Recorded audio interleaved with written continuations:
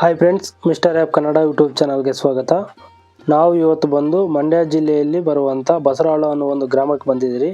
ಈ ಗ್ರಾಮದಲ್ಲಿ ಹೊಯ್ಸಳರ ಕಾಲದ ಒಂದು ಮಲ್ಲಿಕಾರ್ಜುನ ಸ್ವಾಮಿ ದೇವಸ್ಥಾನ ಇದೆ. ಈ ದೇವಸ್ಥಾನ ಹೊಯ್ಸಳರ ದೇವಾಲಯಗಳಲ್ಲಿ ಅತ್ಯುತ್ತಮವಾದಂಥ ಒಂದು ದೇವಸ್ಥಾನವಾಗಿದೆ. ಈ ದೇವಸ್ಥಾನದ ಬಗ್ಗೆ ಸಂಪೂರ್ಣ ಮಾಹಿತಿ ನಿಮಗೆ ತಿಳಿಸುವಂಥ ಪ್ರಯತ್ನ ಮಾಡ್ತೀನಿ. ವಿಡಿಯೋ ಎಲ್ಲೂ ಸ್ಕಿಪ್ ಮಾಡಿದಿರ ನೋಡಿ, ತುಂಬ ಚೆನ್ನಾಗಿರುತ್ತೆ. ಮುಂದೆ ಕಾಣಿಸ್ತಾ ಇತ್ತಲ್ವ ರೈಟ್ ಸೈಡಲ್ಲಿ, ಅದೇ ಮಲ್ಲಿಕಾರ್ಜುನ ಸ್ವಾಮಿ ದೇವಸ್ಥಾನ.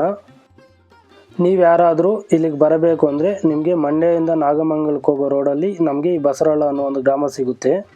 ನಮಗೆ ಇಲ್ಲಿಂದ ಮಂಡ್ಯ 30 ಕಿಲೋಮೀಟರ್ ಆಗುತ್ತೆ, ನಾಗಮಂಗಲ ಒಂದು 18 ಅಥವಾ 20 ಕಿಲೋಮೀಟರ್ ಆಗುತ್ತೆ. ನಮ್ಮ ಕರ್ನಾಟಕದಲ್ಲಿ ಹೊಯ್ಸಳರು ಅನೇಕ ದೇವಾಲಯಗಳನ್ನು ನಿರ್ಮಾಣ ಮಾಡಿದ್ದಾರೆ.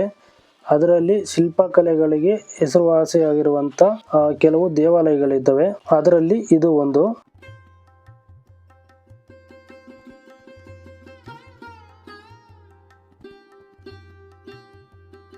ಇದು ಬಂದು ದೇವಸ್ಥಾನದ ಪ್ರವೇಶ ದ್ವಾರ.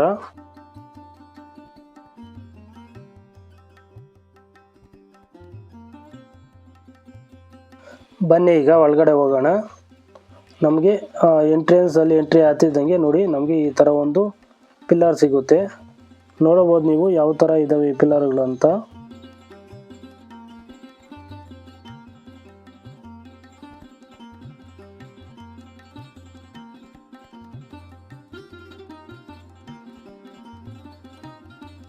ನಾವು ಹಂಗೆ ಇನ್ನು ಸ್ವಲ್ಪ ಮುಂದೆ ಬಂದರೆ ನಮಗೆ ಗೋಪುರದ ಕೆಳಭಾಗದಲ್ಲಿ ನಮಗೆ ಈ ಥರ ಶಿಲ್ಪಕಲೆ ಕಾಣಿಸುತ್ತೆ.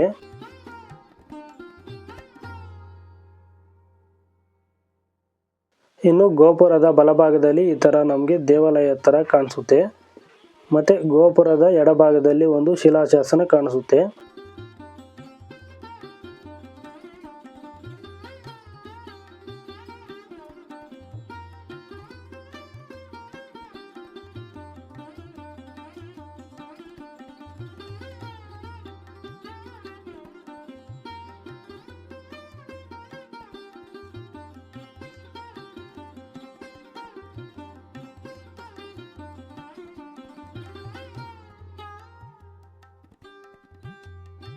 ಇದನ್ನು ನೋಡಿಕೊಂಡು ನಾವು ಹಂಗೆ ಸ್ವಲ್ಪ ಮುಂದೆ ಬಂದರೆ ನಮಗೆ ದೇವಾಲಯಕ್ಕಿಂತಲೂ ದೇವಾಲಯದ ಮೇಲೆ ಇರುವಂಥ ಶಿಲ್ಪಕಲೆ ನಮಗೆ ಎತ್ತಿ ಕಾಣಿಸುತ್ತೆ.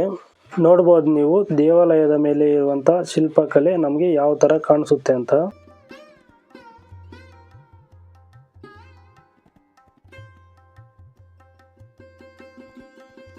ದೇವಸ್ಥಾನದ ಪ್ರವೇಶ ದ್ವಾರದ ಪಕ್ಕದಲ್ಲಿ ನಮಗೆ ಈ ಥರ ಒಂದು ಕೆತ್ತನೆ ಕಾಣಿಸುತ್ತೆ.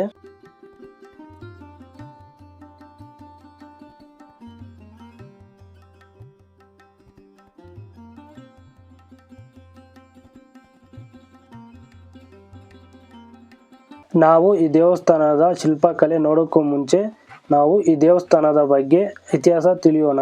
ಈ ದೇವಾಲಯವನ್ನು ಕ್ರಿಸ್ತಶಕ 1234ನೇ ಇಸ್ವಿಯಲ್ಲಿ ಹೊಯ್ಸಳ ರಾಜನಾದ ನರಸಿಂಹ ಎರಡರ ಮಂತ್ರಿಯಾಗಿದ್ದಂಥ ಹರಿಹರ ದಂಡನಾಯಕನ ಆಜ್ಞೆಯ ಮೇರೆಗೆ ಈ ದೇವಾಲಯವನ್ನು ನಿರ್ಮಾಣ ಮಾಡಲಾಗುತ್ತೆ. ಹರಿಹರ ಮತ್ತು ಅವನ ಇಬ್ಬರು ಸಹೋದರರು ತಮ್ಮ ತಂದೆಯ ಹೆಸರಿನಲ್ಲಿ ಮಲ್ಲಿಕಾರ್ಜುನ ಸ್ವಾಮಿಯನ್ನು ಪ್ರತಿಷ್ಠಾಪನೆ ಮಾಡ್ತಾರೆ ಇಲ್ಲಿ, ಮತ್ತು ಅವರ ತಾಯಿಯ ಹೆಸರಿನಲ್ಲಿ ಈ ದೇವಾಲಯದ ಹತ್ತಿರದಲ್ಲಿ ಒಂದು ಟ್ಯಾಂಕ್ ಅನ್ನು ಸಹ ನಿರ್ಮಾಣ ಮಾಡಿಸ್ತಾರೆ. ಈಗ ನಾವು ದೇವರ ದರ್ಶನ ಮಾಡಿಕೊಂಡು ತದನಂತರ ಈ ದೇವಾಲಯದ ಬಗ್ಗೆ ಮಾಹಿತಿ ತಿಳಿಯೋಣ.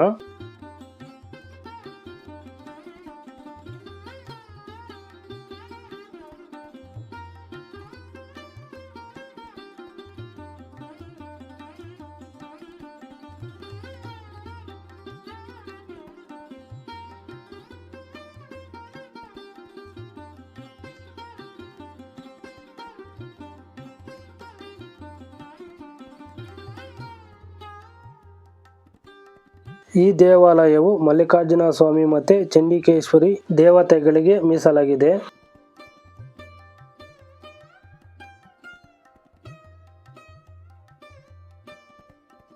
ಈ ದೇವಾಲಯವು 3 ಗರ್ಭಗುಡಿಗಳನ್ನು ಒಳಗೊಂಡಿರುವಂಥ ತ್ರಿಕೂಟ ದೇವಾಲಯವಾಗಿದೆ. ಈ ದೇವಾಲಯವು ಸಹ ಹೊಯ್ಸಳರ ಎಲ್ಲ ದೇವಾಲಯಗಳ ರೀತಿಯಲ್ಲಿ ನಕ್ಷತ್ರ ಆಕಾರದ ವೇದಿಕೆ ಮೇಲೆ ನಿಂತಿದೆ.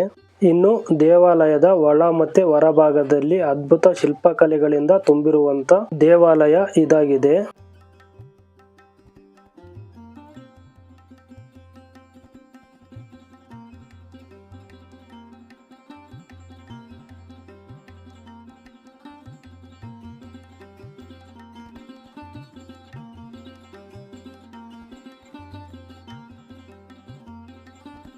ಹೊಯ್ಸಳರು ತಮ್ಮ ಆಳ್ವಿಕೆಯಲ್ಲಿ ಎಲ್ಲ ಪಂಥದವರಿಗೂ ಅವರ ಧಾರ್ಮಿಕ ನಂಬಿಕೆಗಳನ್ನು ಗೌರವ ಕೊಡುತ್ತಿದ್ದರು ಎನ್ನುವುದಕ್ಕೆ ಇವರು ಕಟ್ಟಿರುವ ಅನೇಕ ದೇವಾಲಯಗಳು ಸಾಕ್ಷಿಯಾಗಿವೆ. ಹೊಯ್ಸಳರು ಕಟ್ಟಿರುವ ದೇವಾಲಯಗಳಲ್ಲಿ ಜೈನ ದೇವಾಲಯಗಳು ಇದ್ದಾವೆ, ಶಿವ ದೇವಾಲಯಗಳು ಇದ್ದಾವೆ, ಚೆನ್ನಕೇಶವ ಸ್ವಾಮಿ ದೇವಾಲಯಗಳು ಸಹ ಇದ್ದಾವೆ. ಆ ಶಿವ ದೇವಾಲಯಗಳಲ್ಲಿ ಈ ದೇವಾಲಯವೂ ಸಹ ಒಂದು.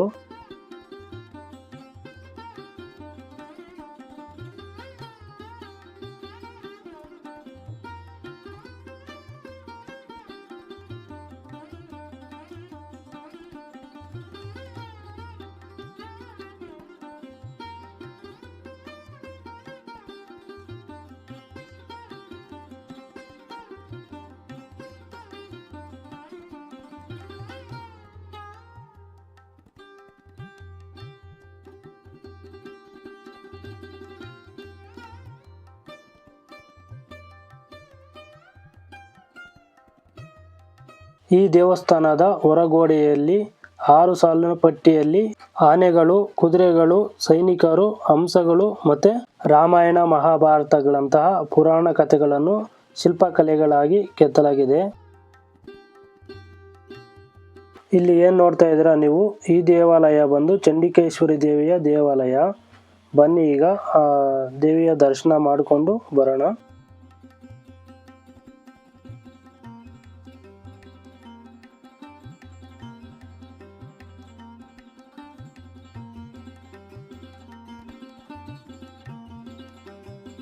ಇದಿಷ್ಟು ಈ ವಿಡಿಯೋ ಫ್ರೆಂಡ್ಸ್. ಈ ವಿಡಿಯೋ ನಿಮ್ಗೆ ಇಷ್ಟ ಆಗಿದ್ರೆ ಒಂದು ಲೈಕ್ ಮಾಡಿ.